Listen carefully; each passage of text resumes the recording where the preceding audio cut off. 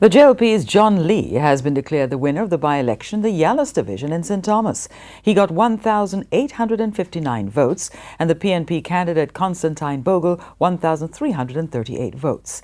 However, earlier today, supporters of both sides were very optimistic as they went to cast their ballots. By midday on Friday, it was clear that voter turnout for the Yallas division would be low. A handful of party faithfuls aside, voters trickled into the polling stations. But this was not an issue for either side. Flanked by Member of Parliament for St. Thomas Eastern, Fenton Ferguson, and the party's General Secretary, PNP candidate Constantine Bogle said everything was going according to plan. We know what the margin always is down on the flat. So we know what we are doing.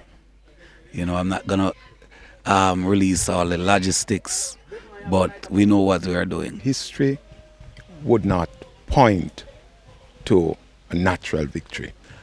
What I believe will give us the victory today is the work that we have done in a scientific way. The last two elections in this division had a 32% turnout.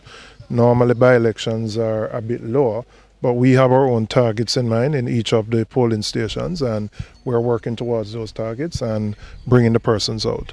So we're hoping for a successful outcome, which would have Constantine Bogle being returned to the parish council. Just as optimistic, supporters for the Jamaica Labour Party and their candidate John Lee, who insisted that the low voter turnout would not be an issue. We believe in James Robertson and we believe in John Lee. Crowd doesn't determine how much ballot go in the box, so we're waiting on the result.